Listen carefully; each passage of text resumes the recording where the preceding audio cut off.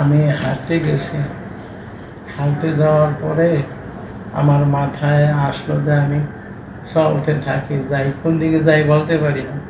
এক পর্যায়ে আমি অটো পাইছি, অটোতে উঠছি, মেরের বাজার নামছি।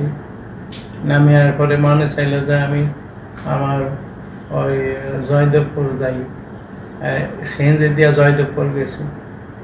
এরপরে আমার মাথায় আসলো যে আমি এখন এই ইয়াতে বাসে উঠি, বাসে উঠা তারপরে কোন জায়গায় জানি শ্যামলি না জানি কোন জায়গায় নামাইছে। এরপরে এইখান থেকে আমি আরেকটা বাসে উঠে গাবতলী গেছি। ওইখান থেকে আমি মনে চাইল যে আমি টিকিট করি, তো কই যাবো, আমার খেয়াল হলে যে আমি পঞ্চগড় যাই। পঞ্চগড় গভীর অনেক রাত্রে পঞ্চগড় নামছি।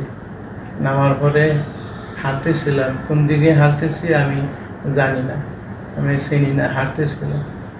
তো এক পর্যায়ে আমি দেখি যে পঞ্চগড় জেলা প্রশাসকের কার্যালয়, তারপরে পুলিশ লাইন্স, এগুলি হাঁটিয়া পার হয়ে গেছে।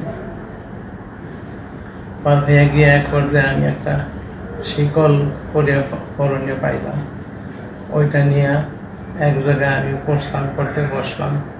প্রস্থান করতে বসা তারপরে প্রস্থান করলাম, আর লুঙ্গি পায়জামায় প্রস্তাব লাগলো, এরপরে জামায়ও লাগলো।